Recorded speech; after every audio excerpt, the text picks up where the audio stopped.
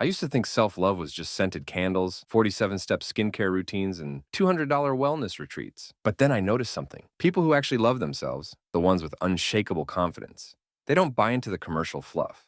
They don't perform for the crowd. They don't seek constant validation, and most importantly, they don't shrink themselves to fit in. Instead, they choose themselves again and again in the small decisions no one sees. In other words, whatever makes them respect and trust themselves more, they'll do it. So today, I'm going to show you 10 ways to start doing exactly that. And some of them will make you realize how wrong you've been about yourself your entire life. And if you get through all of them, you won't look at yourself the same way ever again. Chapter 1. The Likability Trap. Here's the thing almost no one told you about self-love. The harder you try to be liked, the more you'll actually hate yourself. Your career, your outfits, your jokes, your social media posts. When you curate them just to please others, the real you feels abandoned. It's called the backwards law. The more you chase approval, the further it runs away. It's a glitch in our social wiring. And the more you chase it, the more you become someone people can't respect. Desperate people repel respect. Needy people repel intimacy. Performative people repel truth. Stop trying to be digestible. Next time someone asks for a favor you don't want to do, say, "No, I can't make it." Without adding a paragraph of excuses. Practice being disliked for something small so you realize the world doesn't end. But here's the thing. Even if you stop caring what others think, your own body might be attacking you from the inside. Chapter 2. The stress response. Your brain can't tell the difference between a tiger in the bushes and your own inner critic. When you mentally trash talk yourself, you trigger a massive cortisol dump. Your heart races, your palms sweat, your breathing shallows. You think you're tough-loving yourself into being better? You're actually chemically sabotaging your ability to improve. You can't shame yourself into a better version of yourself that you'll finally love. So, instead of judging the mistake, you treat it like a neutral piece of data in an ongoing experiment. A scientist doesn't get mad when a chemical reaction fails. They just write down, "Reaction failed at 22 degrees Celsius," and try again. They aren't bad at science. They just found one way that didn't work. Once you stop the internal war, you have to decide who actually gets a seat at your table. Chapter 3. Setting boundaries. People think setting boundaries makes you mean. It doesn't. Boundaries are the 80-20 rule for your sanity.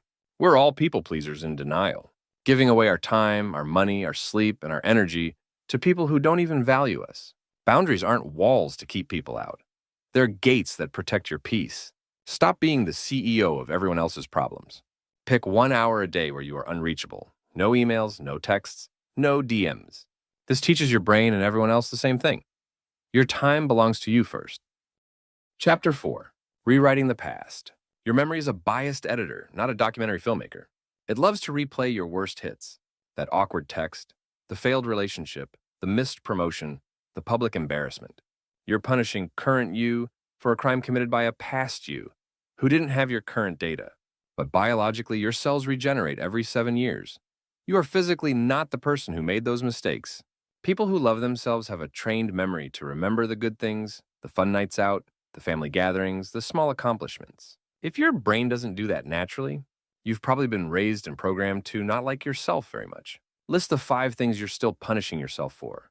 Write them down, read them once, then literally burn them.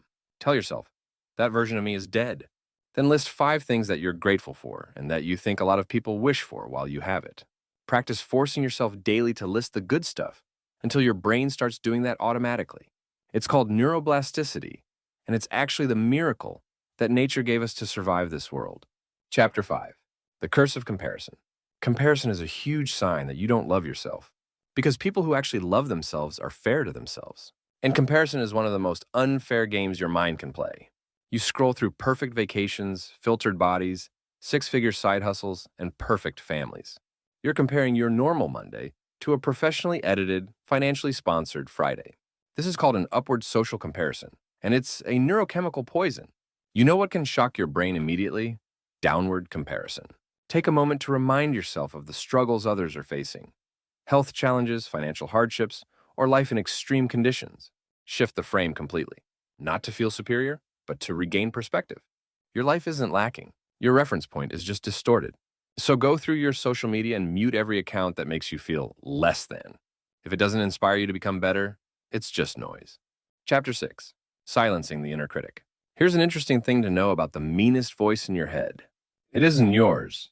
You weren't born thinking you were a failure. That inner critic is just a recorded playback of your environment.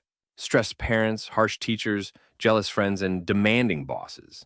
You internalized their criticism and started calling it thinking. And here's the mind-blowing reality. You're not the voice, you're the one hearing it. How to fix that? Give your inner critic a stupid name. If your critic is named Gart, it's hard to take him seriously. When you hear, "You're going to fail," say, "Thanks for the input, Gart." It detaches your identity from the noise. Chapter 7. The Shopping Trap. Self-love is the only thing that evaporates the second you try to buy it. We've all been there, chasing the new car, the viral post, the designer bag, the fancy title. But your brain has a happiness set point. You get the hit, and 6 months later, you're back to baseline. Self-love isn't a destination, it's a byproduct of integrity. It comes from growth, from connection, from contribution, and from quiet pride. Stop looking for worth in the checkout line. Swap comparison scrolling for competence building. Instead of scrolling to see what others have, spend 20 minutes learning a skill you've always wanted. Pride comes from what you can do, not what you own. You might ask, why is it so hard to stop chasing status? Well, because your brain thinks it's necessary, from an evolution point of view. Chapter 8. The Caveman Brain. Your brain is running a 100,000-year-old survival script. Back then, if the tribe didn't like you, you died. That's why you're terrified of your boss, your neighbors, your ex, or random strangers on the internet. You apologize for existing and shrink to fit into rooms you actually hate. Your brain thinks a dislike is a death sentence. But that's not true. It's an evolutionary error. You're not in danger. You're just responding to a world that no longer exists. No one is going to exile you for having an opinion. No one is going to leave you in the wild because you said no. The cost of being disliked today is discomfort, not death. Once a day, do something tiny that is slightly weird but harmless. Wear a loud shirt or eat alone at a restaurant. Prove to your caveman brain that you are safe, even when you're alone. The moment you start telling the truth, setting boundaries, and letting people misunderstand you, you update the system. You show your brain that you can survive disapproval, that nothing actually happens. That's where self-trust begins. Not when everyone likes you, but when you realize you don't need them to. And now that you've bypassed evolution, it's time to start the actual math of change. Chapter 9. Building Self-Trust. Self-love is just self-trust. And trust is built on kept promises. Every time you say you'll work out and you don't, you make a withdrawal from your trust account. You don't need grand gestures. You need tiny, unbreakable deposits. 1 glass of water, 1 page read, 1 walk. If you want to love yourself, start by being a person you can actually rely on. Use the power of one. Pick one tiny habit, so small it's impossible to fail, and commit to it for 30 days. Not 10 habits, not a complete life reset, just one. Because this isn't about the habit itself. It's about rebuilding credibility with yourself. And after 30 days, the result isn't just the habit, it's the evidence. Evidence that you do what you say. Evidence that you can rely on yourself.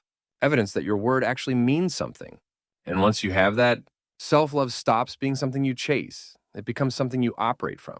This leads us to the ultimate secret of all. The only thing that will make this journey 10 times easier. Chapter 10. The Art of Subtraction. I learned this the hard way, and today, I'll make sure you don't. I spent years and years thinking that in order to love myself, I need to add more things. More friends, more money, more adjectives. But the truth is, self-love isn't about adding more to your life. It's about subtracting the weight. You aren't building a new identity. You're chiseling away the inherited fears, the societal lies, the fake personas, and the dead weight of other people's expectations. Success isn't a pile of wellness hacks. It's the relief of finally dropping the bags you were never meant to carry. The problem is, most people are addicted to adding. It feels productive, it feels like progress.